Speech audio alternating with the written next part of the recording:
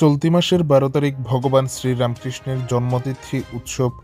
এরই উপলক্ষে কৈলাসহর রামকৃষ্ণ মিশনের উদ্যোগে রবিবার দুপুরবেলা কৈলাসহর রামকৃষ্ণ মিশনের হলঘরে একটি স্বেচ্ছায় রক্তদান শিবির অনুষ্ঠিত হয়।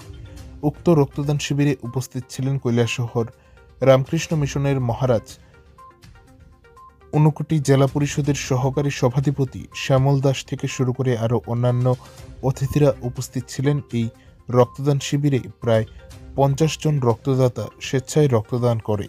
সাংবাদিকদের মুখোমুখি হয়ে বিস্তারিতভাবে জানান কৈলাসহর রামকৃষ্ণ মিশনের মহারাজজি।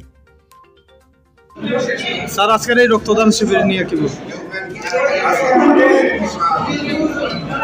আগামী 12 তারিখ ভগবান শ্রী রামকৃষ্ণের শুভ জন্মতিথি উৎসব। সেই রামকৃষ্ণ মিশন কৈলাসহরের তিথি উৎসব ভগবান শ্রী রামকৃষ্ণের শুভ জন্মতিথি উৎসবে আগের রবিবারে এই একটি রক্তদান শিবিরের আয়োজন করা হয়। প্রতি বছরে করা হয়।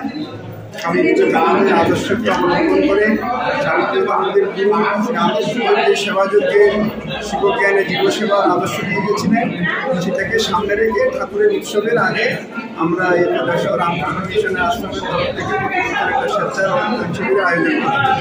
এখানে প্রায় 50-60 জন দিয়ে থাকেন। এবছর অনেকে এসছেন, অনেকক্ষণ চলবে।